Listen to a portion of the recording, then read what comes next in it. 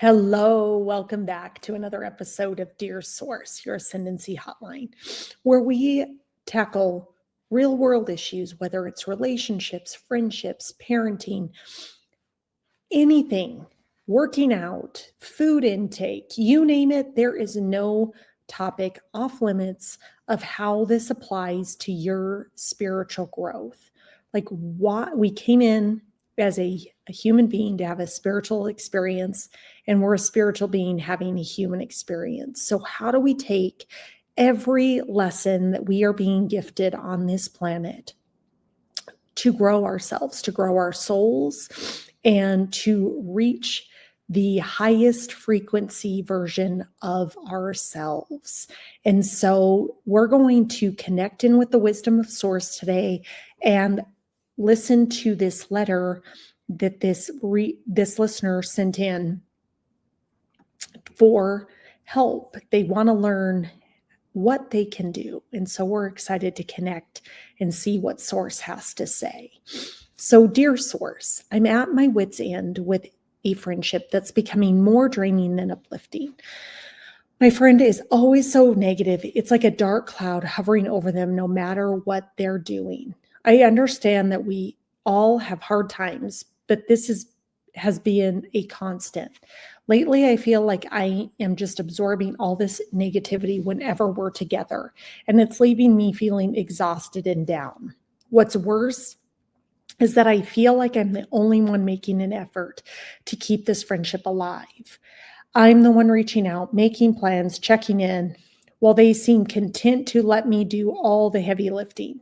The imbalance has been painful, and recent events have only amplified how one-sided things are. It's reached the point where I'm questioning if this friendship is truly healthy for me or if it's time to let go. How do I navigate this? Is there a way to approach my friend about this without causing hurt? Or is it best to step back for my own peace of mind? I don't want to abandon them, but I also don't want to keep feeling this way.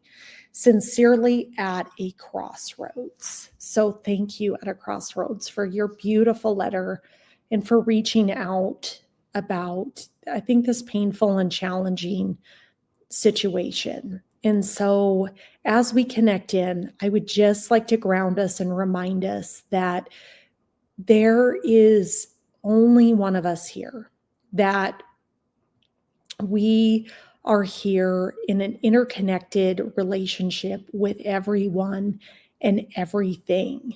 And so relationships is how our soul is designed to grow. Our soul only can grow through relationship. And so relationships are the most profound way, whether it's, what do you call it? Romantic relationships, whether it's friendships, it doesn't matter. Relationships with your children, your parents, coworkers, your boss, everything exists in relationships. So everything is being taught to us through a relationship. And part of our lesson as a human being is kind of twofold. Is how do we reach a state of being of just pure love, where we move through this world of pure consciousness, of knowing who we are, holding that frequency of who we are. And when we interact in relationship with other people, we are acknowledging and seeing their light and where they're at, but we're in a state of oneness where we're not attached to what they are doing. When we are triggered and wounded by other human beings, that's our ego that's being triggered. That's the human self that's being triggered. That's the separate individual that's like attached to an outcome or wants something to happen, or maybe doesn't feel that they are whole and complete themselves. So they're feeling lack. So somebody else acting in a certain way may trigger that. And so the lesson that at a crossroads I truly believe you have is, how do you look introspectively at yourself and look at yourself in a manner that is divine, is holy, and is also going, am I holding and being the truest, most authentic essence of myself? Am I in vibrational alignment with the highest expression of who I am? Because anytime we also have those situations, that's just a feedback mechanism of where we're out of alignment, where we are not in co-creation or oneness with the universe. And so when we get that back, it's an opportunity for us to look inward and say, am I being the love that I want to receive? So knowing that we also exist in a giving and receiving relationship.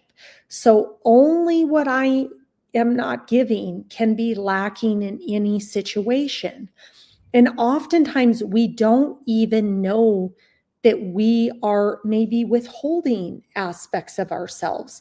Maybe we have walls up to protect ourselves from being hurt.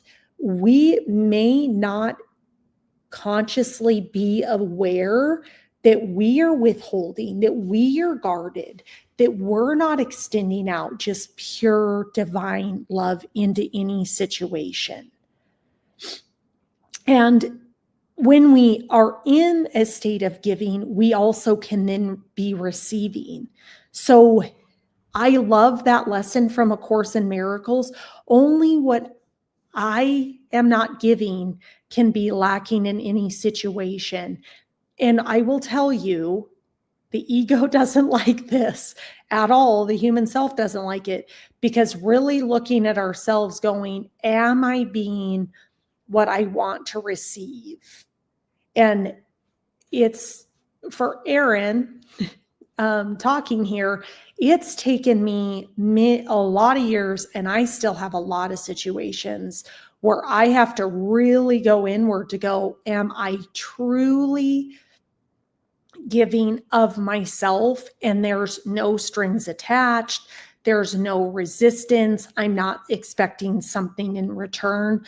I'm just truly giving of myself, of the light that I am, and knowing that the only thing that can happen in that situation is for me to receive that love back, because that's the universal laws that we're here abiding in. So the universe isn't withholding love from us. What's happening is, are we in a state of giving pure divine love into the world?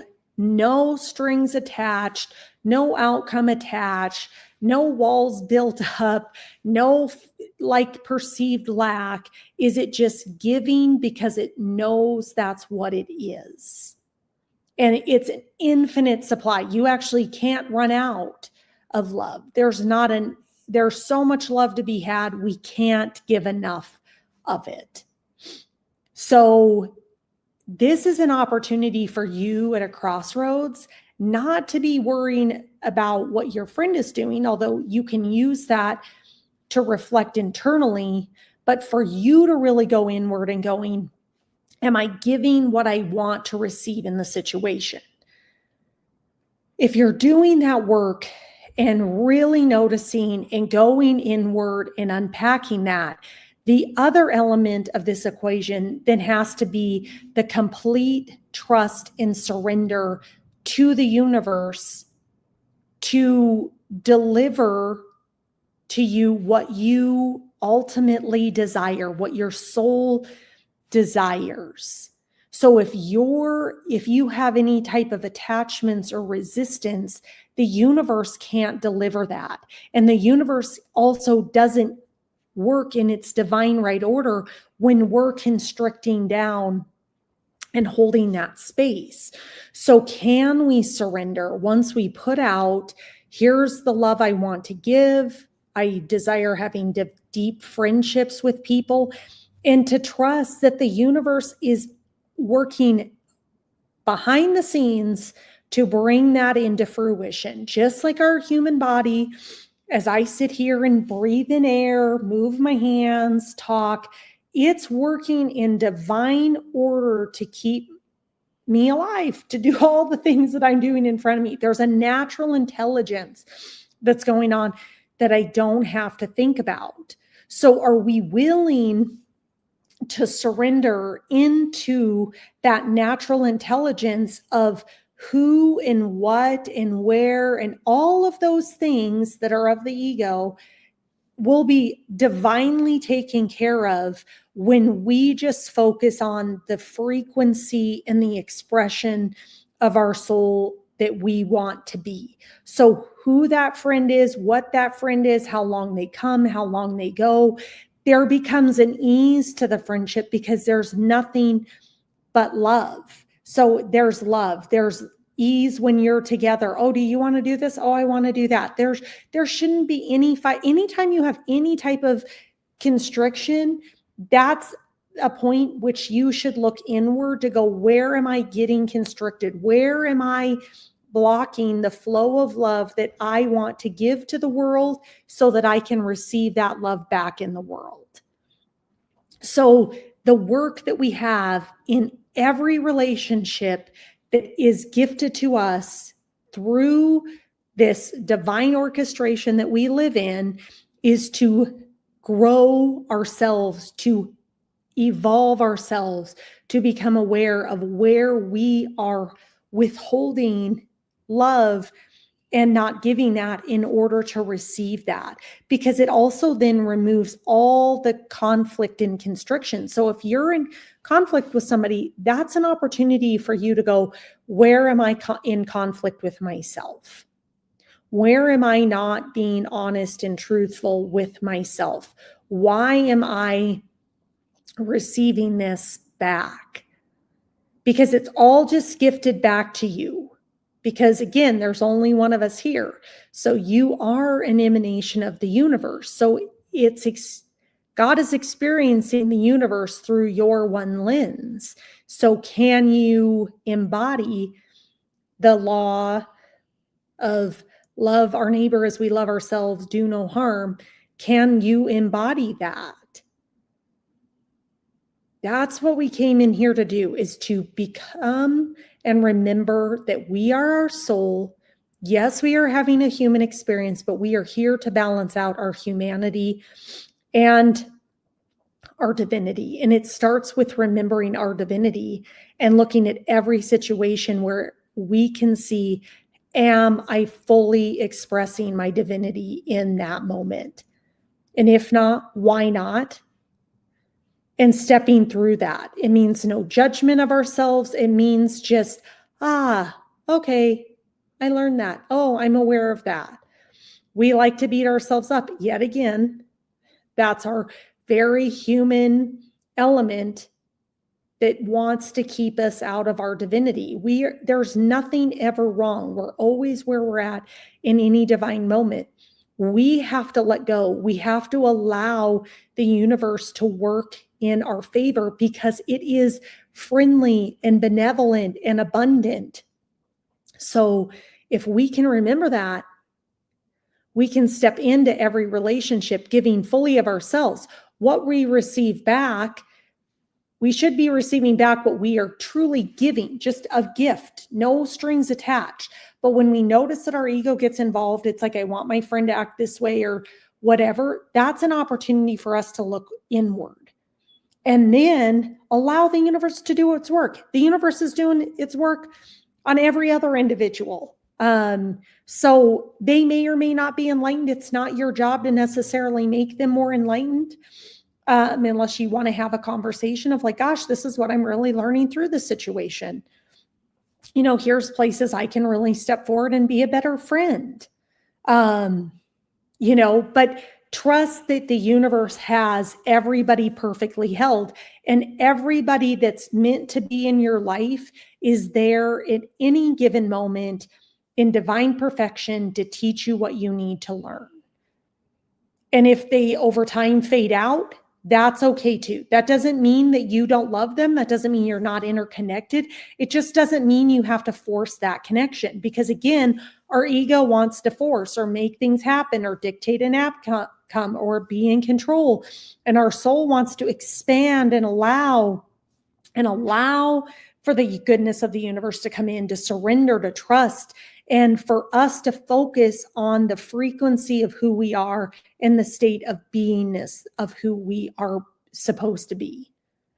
So this is just a beautiful, beautiful gift the universe has gifted you to grow yourself, to really look inward and go, am I really being and giving what I want to receive? Where have I constricted? Where can I expand?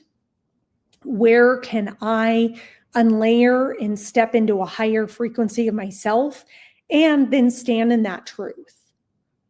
We don't need to bend and sway to please other people, because that actually is not honoring the truth of who we are. So if you're also doing that, where it's like, well, I did this because they really wanted to do it, although I didn't want to do that, that already right there, the energetics, you're going to receive all the stuff that you don't want to receive, because you're not giving purely of your light, purely of who you are. And that doesn't mean you don't sway, but it means when we really get evolved as a human species, we're going to be like this massive oak forest where we all respect and love each other and feed each other, because our root systems and how we nourish ourselves is interconnected, but we're not bending or swaying to the point where we don't honor the essence of who we are. Because people pleasing, doing stuff that is not in energetic alignment with us, is not honoring ourselves. It's not honoring God, and we're not operating from our highest frequency. So this is also a time to come into a higher essence of yourself, to go, am I standing truly in my truth? Because when we are in our truth, when we are the energy of that oak tree, we are divine love. Love is strong. Love is powerful. And it'll bend and sway, but it's not going to be run over. So take this opportunity, really introspect, really look within yourself and go, where am I constricting? Where am I not offering the fullest expression of myself? How can I offer that? Offer that and allow the universe to do the work for you. Don't worry about how the person responds. Don't worry how long you're friends with them or not friends with them or this or that. That's all the ego. Focus on, are you giving what you want to receive? Are you standing in the light of your truth? And know that in the end, the universe is friendly, benevolent, loving, kind, abundant, is working to deliver you what you are giving to the world, and to make manifest all the desires that your soul, your Father's desires, have for you. So thank you at a Crossroads. What a beautiful letter to show that this is our journey, each as individuals, how we can step into that, how we can learn and grow spiritually and evolve, where we become less irritated, less constricted, and more in the energy of stability and oneness and love to receive that back. So until next time, please, please, please connect with me. If you have any questions, comments, you name it, reach out to me. If you'd like a one-on-one session with me, you can book that right on my calendar. We can talk about similar situations, how those link to your spiritual path. Coming in 2025, we're going to have a like-minded spiritual community called the Ascendancy Collective, where you can work with a whole host of individuals on your growth and healing as we rise up on our spiritual path to ascend, to grow, and to help raise the consciousness on this planet. And we do that when we do it for ourselves. So thank you again for joining today's episode, where we take Source and all its wisdom, the universal truths and principles that govern it, and look at real life situations and how to ascend and transcend to a higher state of being. So until tomorrow, trust the process, honor your truth, and stay connected to Source.